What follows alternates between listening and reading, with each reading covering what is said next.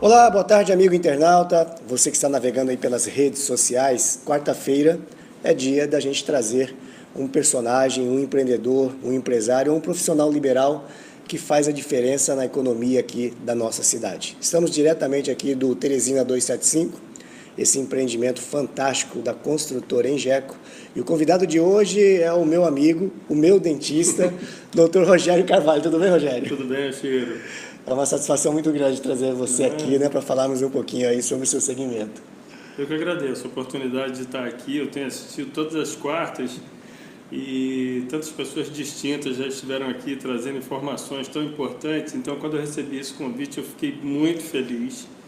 E eu estou pronto aqui para passar um pouco dessa minha experiência, dessa informação ao longo desses anos aqui em Manaus, desenvolvendo aqui nossos projetos.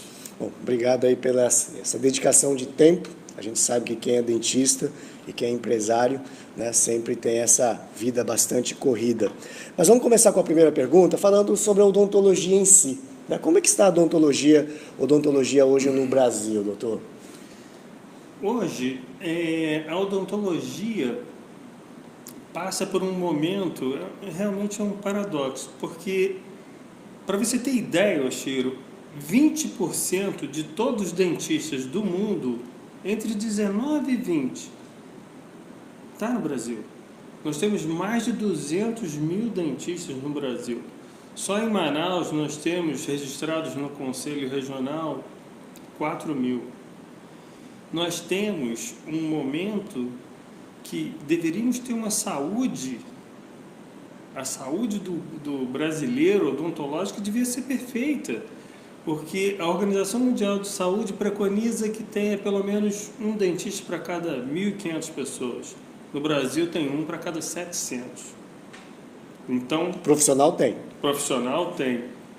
Mas acontecem alguns problemas do tipo, primeiro que é mal distribuído. Para começar, é mal distribuído. 57% está no Sul, Sudeste, está em São Paulo, Minas e Rio. Então já começa uma distribuição errada. Segundo também, que 2/3 desses dentistas, eles estão focados no privado. E só há alguns anos que começaram a ocorrer políticas de saúde pública mais consistentes com atendimentos especializados no serviço público, como, por exemplo, os CELS, os Centros de Especialidades Odontológicas, que funcionam muito bem, porém tem uma abrangência pequena, porque a saúde do brasileiro continua ruim. 22 milhões de brasileiros nem nunca foram ao dentista. Isso é ruim para a gente. Se tivéssemos políticas de saúde pública para manutenção desses dentes, desses brasileiros todos, para o resto da classe seria interessante. O que interessa para o dentista é paciente sem dentes. Não tem mais o que você tratar, são próteses totais. Então, de cada 3 idosos, 2 têm pelo menos uma prótese total. Também não é interessante. Então, a saúde do brasileiro hoje não é boa e nós continuamos com um número excessivo de cirurgiões dentistas. Então, o que a gente alerta para isso? Aonde que começou esse problema? Nós temos hoje ao redor de 220 cursos de odontologia no Brasil. Número elevado. Comparando com os Estados Unidos, que tem perto de 70 para uma população de 320 milhões, né? Os Estados Unidos têm quase 50% a mais de habitantes que nós e tem 70 cursos. E nós temos, quer dizer, tem muitos cursos de odontologia hoje no Brasil. Manaus tem 7. Portugal inteiro tem 6 ou 7 também. E vamos um pouquinho agora para o nosso estado. Nós temos características diferentes aqui. Nós temos vamos comparar com São Paulo. São Paulo deve ter muito mais cursos que nós. Porém, a gente sabe que a qualidade de vida está no interior, não está na capital. Ao contrário, as pessoas se formam, voltam para os seus municípios, podem até se graduar em São Paulo, mas a maioria acaba voltando para o interior.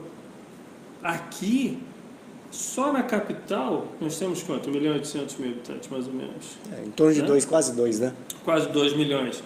Agora, quem quer ir para o interior, é muito difícil com a qualidade de vida que nós temos hoje, como sem cursos de como é que eu vou depois levar meu filho para a universidade no interior.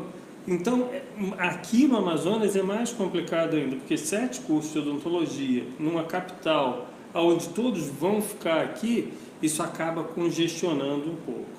Então, esse é o panorama atual, aonde nos leva a crer que a saída talvez esteja realmente nesse cirurgião, agora que já está feito o problema, lógico, tem que implementar a saúde pública, políticas de saúde pública, e também o próprio CFO, junto com o MEC, precisam realmente rever isso e pensar na classe também, pensar na classe como um todo, porque não adianta vender curso de odontologia à vontade se você é a mesma coisa que vender um carro para uma cidade que não tem mais ruas. Aonde eu vou botar esse carro? Não interessa isso também. Então nós temos que pensar na classe e pensar também na população, para que essa vantagem que nós temos de ter um número excessivo de cirurgiões dentistas se repita num bem para a população como um todo, e com isso também fazendo um bem para o próprio cirurgião dentista que está entrando hoje no mercado. Porque eu, já olhando aí no alto desses, quase nesses 30 anos aí de odontologia, lógico que a gente já tem uma estrada, já está com um mercado consolidado dentro do que a gente faz, isso se torna relativamente mais fácil. Mas tem desafios aí. A cada dia muda, então toda hora a gente está atento. E eu acredito muito que o grande desafio a partir de agora seja cada vez mais os profissionais buscarem mais informação, e seja até no serviço público. Pode ser até no serviço público, não tem problema. Você pode também estar extremamente especializado em gestão, no serviço público. Se especializar.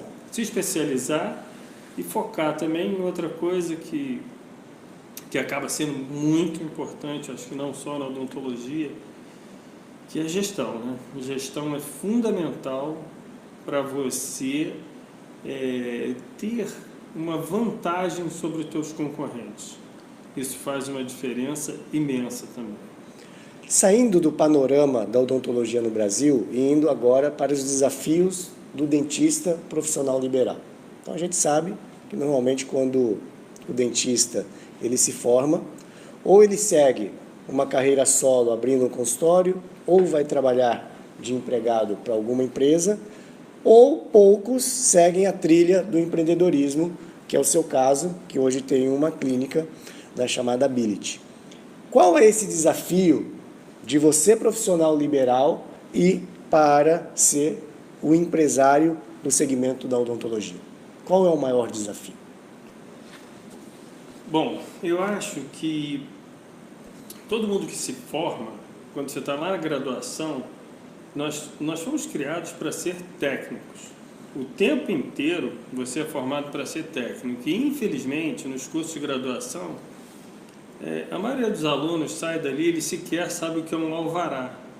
Ele sequer sabe que ele vai ter que enfrentar um mercado do lado de fora, e quer queira ou quer não, mesmo que seja microempreendedor, ele vai ter que ser microempreendedor. E para isso, infelizmente, as graduações não estão focadas nisso. E ele vai sentir isso lá na frente. Abrir um consultório, eu até falo isso porque sempre perguntam, né? Os filhos dos amigos vão se formando e aí sempre tem alguém fazendo uma consulta, ligando, perguntando e quer saber como é que foi que você fez, como é que... Eu abro um consultório, eu falei, nunca faça isso. Nunca saia da graduação, abra um consultório, porque é muito difícil esse início. Primeiro se prepare, crie uma bagagem para depois você enfrentar o mercado. Então você recomenda ir trabalhar no consultório de uma outra pessoa ou num serviço público? Hoje o que a gente vê muito também são espaços compartilhados, porque normalmente o ficar ocioso, aquele tempo ocioso, gera uma despesa muito grande no consultório. Então, esses espaços compartilhados me parecem bem interessantes e também se associar com profissionais que já estão mais estabelecidos para que você ganhe essa bagagem também, porque é muito difícil. Uma coisa é a parte que você tem teórica. Você sai, faz cursos, pós-graduações, especializações, mestrados, doutorados. Isso é uma coisa teórica que é fundamental. Jamais tente a prática de alguma coisa sem ter um embasamento teórico, né, bastante arraigado. Então é importantíssimo isso. Porém, Oshiro, para o dentista tem uma parte manual que é extremamente importante de ser exercitada todo dia. E isso aí eu até brinco quando eu falo sobre, até em artes, isso quando você vê, né, aqueles grandes pintores renascentistas que você fala, nossa, ele pintou o teto da Capela Sistina, ele era praticamente um escravo, ele fazia aquilo, tinha um mecenas que ficavam ali, pinta, faz, ele trabalhava horas e horas por dia, ele ficou bom por causa daquela teoria também das 10.000 horas. Ponto da virada, né? Porque não tem a teoria das 10.000 horas. Sim. Eu não sei tocar violão. Fica 10.000 horas treinando, vai, estuda, você vai ficar bom.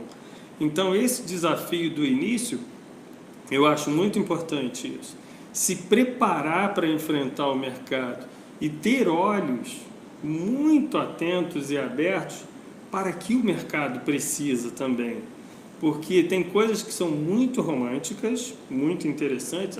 Eu gosto, eu acho importante, mas o mercado vai absorver? É isso que precisa? Eu acho que tem que ser um pouco racional nisso também. Analisar esses dados, o que tem de cada especialidade, qual especialidade que eu vou ter mais espaço e menos concorrência.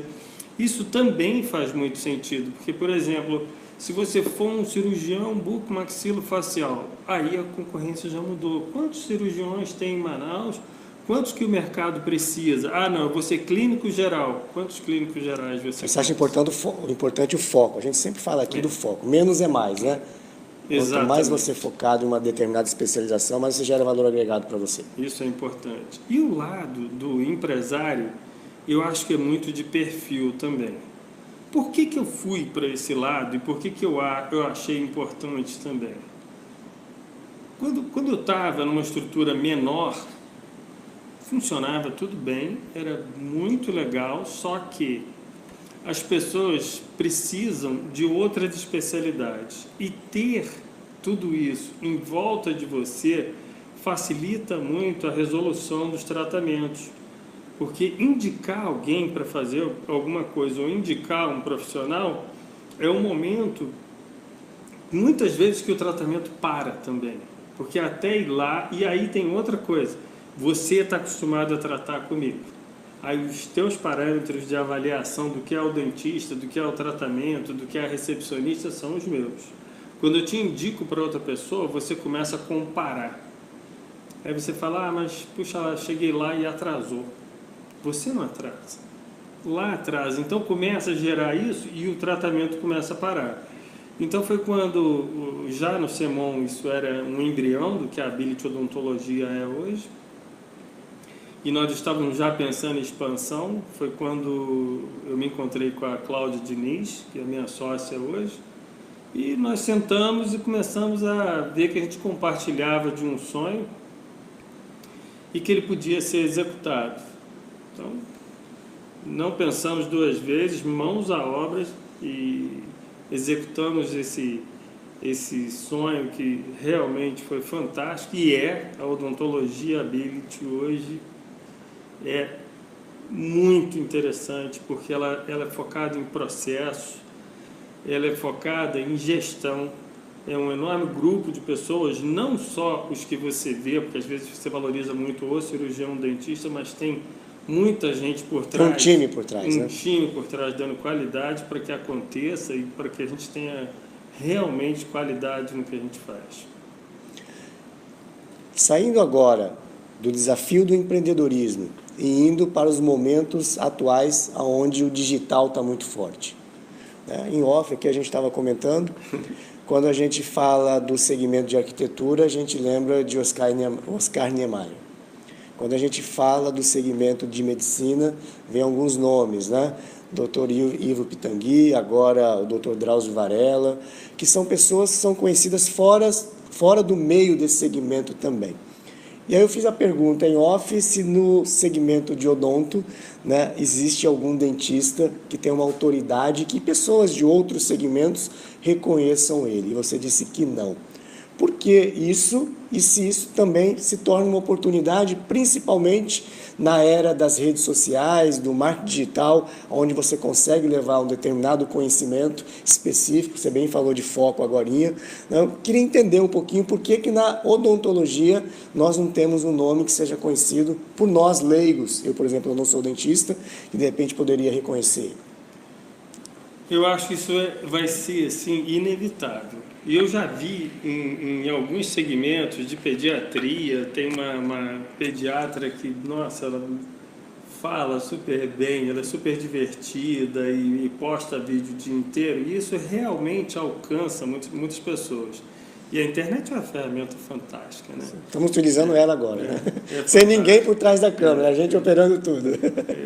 Então, eu acho que isso é inevitável. Porém, eu tenho algumas restrições.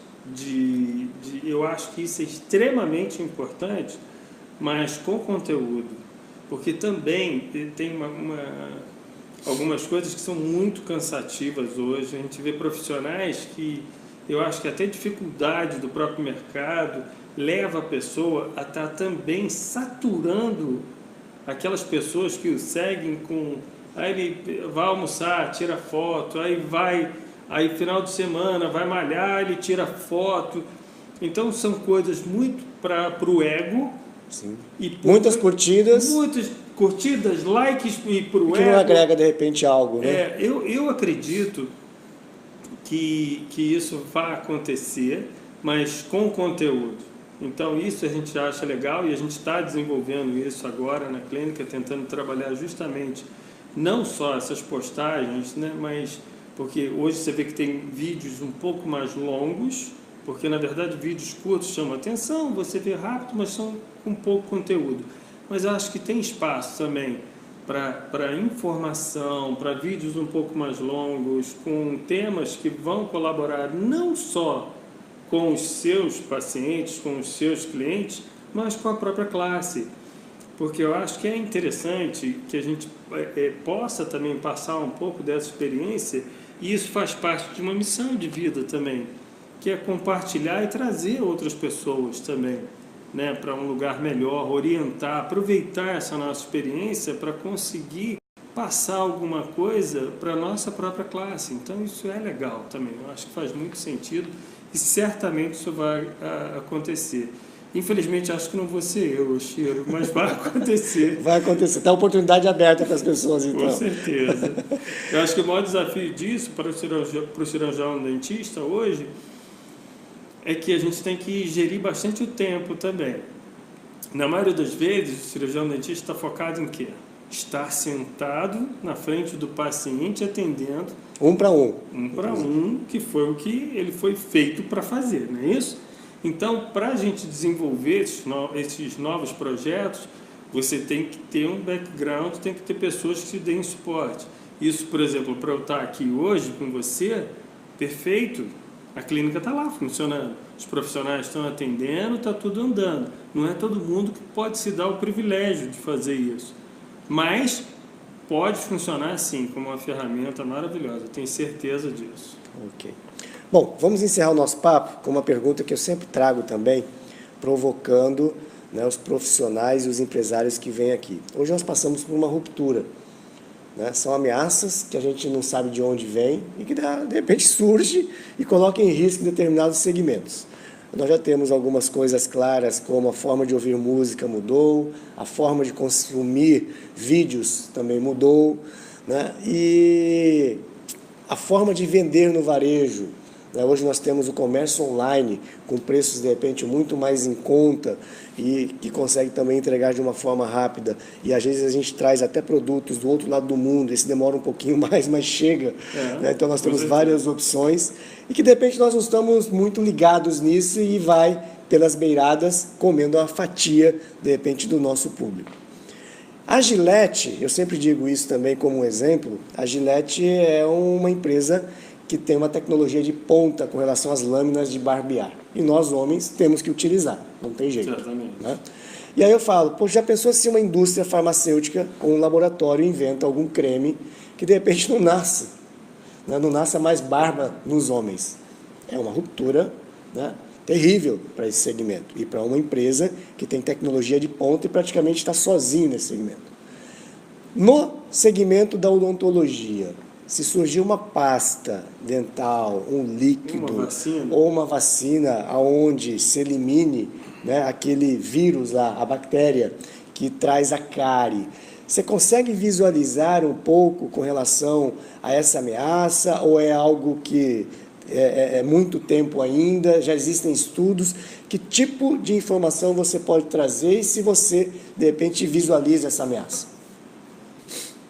Eu não diria que é uma ameaça, porque eu ainda não entendi, porque eu venho analisando isso há mais de 30 anos. Desde que eu estou na graduação, eu fico pensando que é uma bactéria, um Streptococcus mutans, que causa cárie. Por que não existe uma vacina?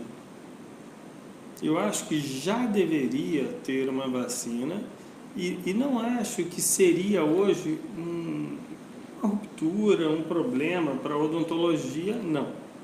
Porque a odontologia não vive só desse tipo de tratamento. Vamos analisar pelo outro lado, o mercado se adapta a novas situações também. Se isso existisse, primeiro que é fazer um bem maravilhoso para grande parte dessa população mais humilde, que não tem acesso à odontologia e ia conseguir não ter sofrimento, não ia conseguir não ter essas dores, passar por esse processo todo. Porém, raciocina que para o dentista, a preservação do dente faz muito sentido, porque ele precisa de outros cuidados para outras enfermidades que não estão ligadas diretamente à cárie. Por exemplo, você tem o dente, você tem que fazer manutenção, você tem que fazer prevenção, você precisa fazer tratamentos periodontais relacionados com a gengiva, e tem outros. E aí onde entra a especialização novamente. Exatamente. Por exemplo, os dentes vão continuar nascendo tortos. Vai continuar, então eu migro para a ortodontia. Eu posso fazer mais tratamentos de correção dentária.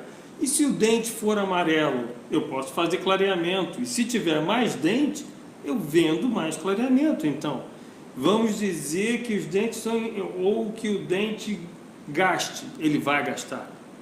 Porque tem um envelhecimento da população. Nossa população, no início do século passado, ele chegava em quanto? Chegava até a idade, chegava a ter 50 anos, 45, 50 anos. Hoje a expectativa de vida aumentou, os dentes vão gastar, vou precisar fazer o quê, Chiro? Vou precisar fazer lâminas de cerâmica, tratamentos restauradores, que não vão ter sofrimento para essa população, não vou pegar aqueles pacientes traumatizados, estressados com a experiência da dor, porém, a odontologia vai continuar existindo para diversos outros tratamentos. Então, isso eu acho importante. E veja bem, isso que você falou, hoje nós temos tecnologias que, teoricamente, poderiam substituir um protético, que é a tecnologia CAD/CAM, que você pode escanear um dente, manda para a máquina você executa o projeto e ela pode esculpir o dente em alguns minutos e sai uma coroa, um dentinho para acoplar o dente. Isso elimina 100% do protético?